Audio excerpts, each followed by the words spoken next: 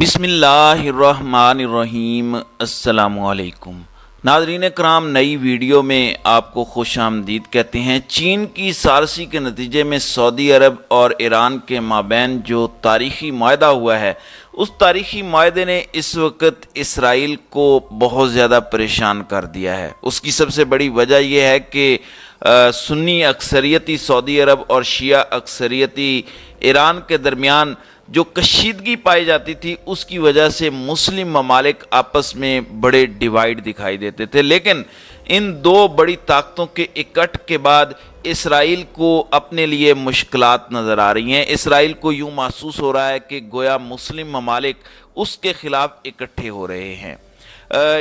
یہی وجہ ہے کہ اس معاہدے سے پریشان اسرائیلی حکومت نے ایران کے ہمسایہ ممالک سے تعلقات بہتر کرنے کی کوششوں کا آغاز کر دیا ہے۔ آپ کو پتہ ہے کہ سنی اکثریتی سعودی عرب اور شیعہ اکثریتی ایران کے درمیان کافی کشیدگی پائی جاتی تھی، اور مشرق وسطیٰ میں بالادستی کے مقابلہ کرنے والے یہ دونوں ممالک ایک دوسرے کو اپنے لیے ماضی میں جو ہے وہ خطرہ سمجھتے رہے ہیں۔ جبکہ اسرائیل نے 2020 میں سعودی عرب کے ہمسایہ ممالک متحدہ عرب امارات اور بحرین کے ساتھ ساتھ ابراہم معاہدے کے نتیجے میں تعلقات بحال کر لیے تھے۔ اسرائیل نے بارہا سعودی عرب سے قربت قائم کرنے کی خواہش کا اظہار بھی کیا، جبکہ اسرائیلی وزیر خارجہ جو ہیں انہوں نے مستقبل قریب میں سعودی عرب کے دورے کا اندیہ دیتے ہوئے کہا کہ رواں برس ایک اور عرب ملک اسرائیل سے تعلقات کو بحال کر لے گا، تاہم انہوں نے اس ملک کا نام نہیں لیا۔ ایک خدشہ یہ بھی ظاہر کیا جا رہا ہے، پچھلے دنوں یہ خبر بھی بریک ہوئی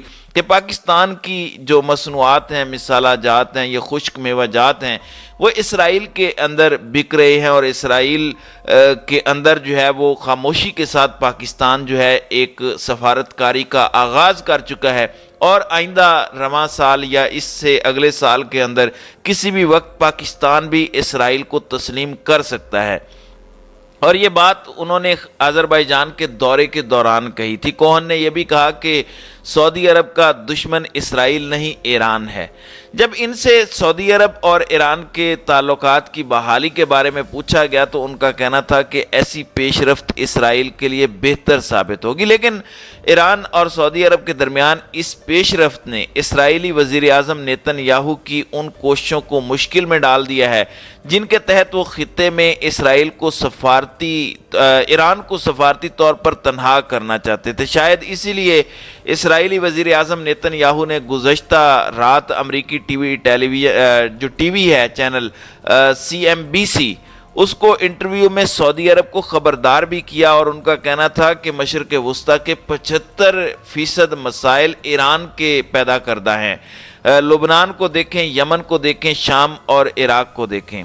واضح رہے کہ ایران کے صدر ابراہیم رائیسی نے حال ہی میں سعودی عرب کے شاہ سلمان بن عبدالعزیز کو دورے کی دعوت دی ہے، جبکہ دوسری جانب شہزادہ محمد بن سلمان نے فلسطینی صدر محمود العباس سے جدہ میں ملاقات کی۔ ایسے میں اسرائیل کی جانب سے ترکمانستان اور آذربائیجان سے تعلقات کو بہت بنانے کی کوششوں کو اہمیت کا حامل سمجھا جا رہا ہے۔ اس وقت بڑا واضح طور پر سعودی عرب اور ایران جو ہیں وہ چینی بلاک میں، رشین بلاک میں شامل ہو چکے ہیں، اور پاکستان کو بھی ایک خاموش پیغام دیا جا رہا ہے کہ جلد از جلد اپنے سیاسی معاملات کو حل کریں۔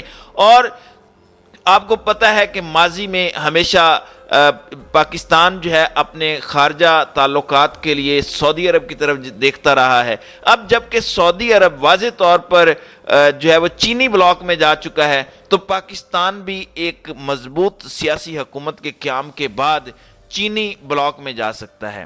اب 19 اپریل کو اسرائیلی وزیر خارجہ کوہن نے آذربائیجان کے دارالحکومت باکو میں صدر الہام علیوف سے ملاقات کی ہے، جہاں دونوں ممالک کے درمیان اسرائیلی وزارت خارجہ کے مطابق باہمی تعلقات، خطے کے چیلنجز اور تجارتی تعلقات پر بات چیت ہوئی ہے۔ اس بیان میں اسرائیلی وزیر خارجہ نے کہا کہ آذربائیجان ایک مسلم ملک ہے، اور اس کی خصوصی جغرافک پوزیشن کی وجہ سے ہمارے تعلقات نہایت اہمیت اختیار کر جاتے ہیں۔ آذربائیجان کے لیے ایسے الفاظ اسرائیل اور امریکہ کی جانب سے متعدد بار استعمال کیے جا چکے ہیں۔ آذربائیجان نے حال ہی میں اسرائیل میں اپنا سفارت خانہ بھی کھولا ہے، اور اس وقت اسرائیلی میڈیا میں کہا گیا ہے کہ آذربائیجان پہلا شیعہ ملک ہے جس نے اسرائیل میں اپنا سفارت خانہ کھولا ہے۔ دونوں ممالک کے درمیان تعلقات خطے میں ایرانی اثر و رسوخ کے بارے میں مشترکہ تحفظات کی وجہ سے ہیں، جبکہ آذربائیجان اور ایران کے درمیان تناؤ میں اضافہ ہوا ہے۔ ایک جانب چینی جو بلاک ہے اس کے اندر سعودی عرب اور ایران جا رہے ہیں، تو دوسری جانب آذربائیجان جو ایک مسلم ملک ہے اور ترکی کے قریب سمجھا جاتا ہے، وہ مسلم ملک اس وقت اسرائیل کی جھولی میں جا رہا ہے۔ اس سے قبل گزشتہ سال مارچ میں اسرائیل نے آذربائیجان کو اربوں ڈالر مالیت کا اسلحہ بھی فراہم کیا تھا، جس کے بدلے میں آذربائیجان سے اسرائیل کو تیل ملا تھا۔ اور یہ بھی کہا جاتا ہے کہ آذربائیجان نے اسرائیلی خفیہ ایجنسی موساد کو ایران پر نظر رکھنے کے لیے دفتر کھولنے کی اجازت دے دی ہے۔ اسرائیل نے 2020 میں آرمینیا کے ساتھ تنازع کے دوران آذربائیجان کی مدد کی تھی۔ اس سے قبل 2012 میں امریکی میگزین فارن پالیسی کا کہنا تھا کہ آذربائیجان اور اسرائیل لوگوں کی امیدوں سے زیادہ قریب آ چکے ہیں۔ میگزین کے ایک رپورٹ کے مطابق اگر ایران کے جوہری پروگرام کے خلاف کوئی جنگ کی صورتحال پیدا ہوتی ہے تو اسرائیل اور آذربائیجان کے ساتھ اس کی فضائی حدود سے متعلق ایک معاہدہ جو ہے وہ سامنے آ چکا ہے، جبکہ اسرائیل ایران کے ایک اور ہمسایہ ملک ترکمانستان سے بھی قربت بڑھا رہا ہے، جس کا ایک ثبوت ترکمانستان میں اسرائیل کے سفارت خانے کا کھلنا ہے۔ اب اشکاباد جو ترکمانستان کا دارالحکومت ہے، ایران کی سرحد سے صرف 20 کلومیٹر دور ہے۔ اسرائیلی اخبار کے مطابق سفارت خانے کے مقام کا انتخاب ہی، یعنی وہاں پر اسرائیل نے اپنا سفارت خانہ کھولا ہے، تو یہ ایک ایران کے لیے پیغام ہے۔ دوسری جانب آپ کو پتہ ہے کہ ایران اور اسرائیل کے درمیان تنازع دہائیوں پرانا ہے۔ ایران اسرائیل کو تسلیم نہیں کرتا۔ دوسری جانب اسرائیل متعدد بار یہ کہہ چکا ہے کہ وہ جوہری ہتھیاروں سے لیس ایران کو قبول نہیں کرے گا۔